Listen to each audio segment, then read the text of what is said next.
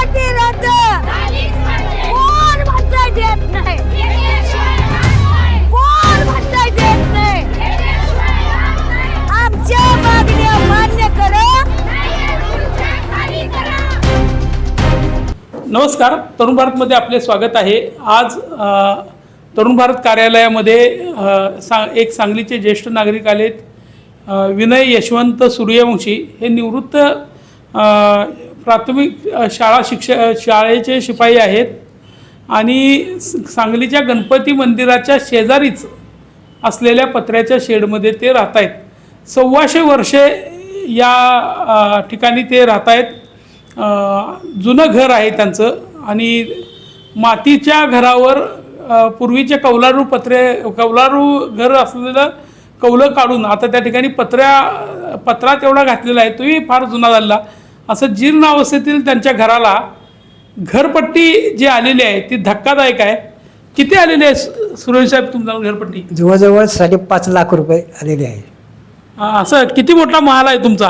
आमचा यांच्या बिलाप्रमाणे मोठं व्हायला पाहिजे होतं अजून, पण आमच्या नशिबाने ते लहानच आहे. आकार किती आहे? आकार 1120 चौरस फूट. 1120 चौरस फुटाच्या मातीच्या बांधकामाला आणि त्यावरही पत्रे घातलेल्या बांधकामाला जवळपास 125 वर्षांचं बांधकाम आहे. अशा बांधकामाला 5.25 लाख रुपये महापालिकेनं घरपट्टी आकारणी केलेली आहे. काय वाटलं त्या दिवशी, ज्या दिवशी घरपट्टी आली तुम्हालाही?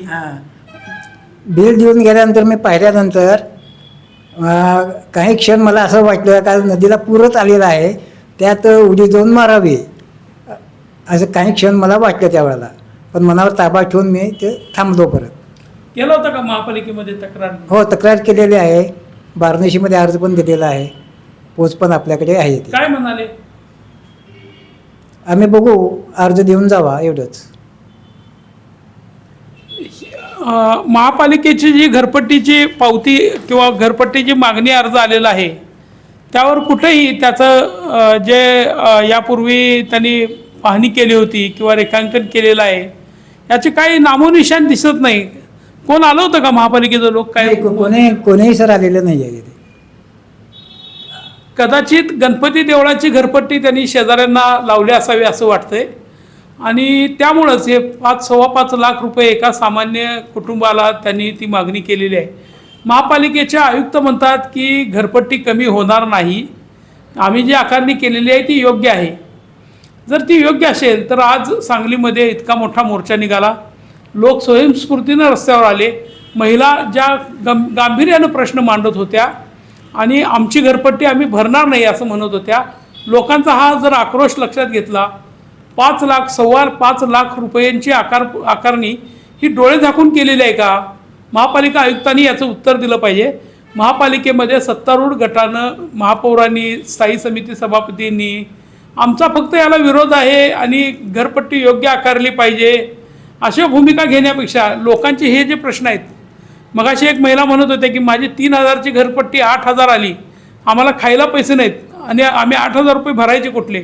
यांना तर 5 लाख रुपये घरपट्टी आलेली आहे, कुठून भरणार आहात? समजा उद्या महापालिकेने म्हटलं आमची आकारणी बरोबरच आहे तर काय कराल? 5 लाख रुपये हा मोठाच प्रश्न आहे बिल भागवायचा. बिल आम्ही भागवणारच नाही, नाहीतर जे शेवटी होईल ते नगरपालिकेसमोरच होईल. जे आत्ता जी घरपट्टी आलेली आहे ते माझ्या दृष्टीनं भयानकच आहे आणि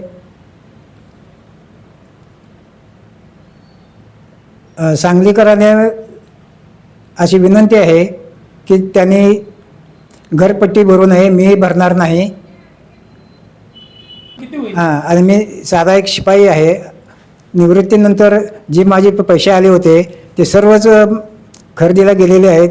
पुढे आता जीवन जगायचं कसं हा मोठा एक प्रश्न निर्माण झालेला आहे आणि त्यात त्यांची घरपट्टी बघून एखाद्याला हार्ट अटॅक येईल असं मला काही क्षण वाटलं होतं.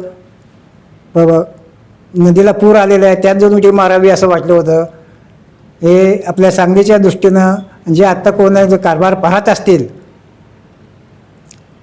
ते अतिशय आपल्या सांगण्याच्या दृष्टीनं खेदजनक आहे. मला एक सांगा, तुम्ही महापालिकेत घेऊन गेला होता तक्रार लोकांची, हां तुमची तक्रार घेऊन गेला हां तेव्हा कशी वागणूक कशी होती लोकांची, काय हे झालं होतं? अतिशय सर्वसामान्य अशी होती. कुणाच्या चेहऱ्यावर हावभाव नाही, काय नाही, नेहमीसारखं वातावरण तिथलं होतं. कुणालाही दुःख वाटलेलं नाही. एवढे 5-5.5 लाख रुपये बिल बघून कुणाच्याही चेहऱ्यावर हे नाही, हावभाव नाहीत, काय नाही. म्हणजे आपण काही चूक केली असं सुद्धा त्यांना वाटलं नाही, नाही? काही वाटलेलं नाही आहे त्यांना. मग तुम्ही त्यांना बोलल्यानंतर सुद्धा ते काय चुकीचं नाही, झालंय काय- आणि दुरुस्त करून देतो? हां, नुसतं दुरुस्त करून आम्ही बघतो, दुरुस्त करून देतो, एवढंच फक्त.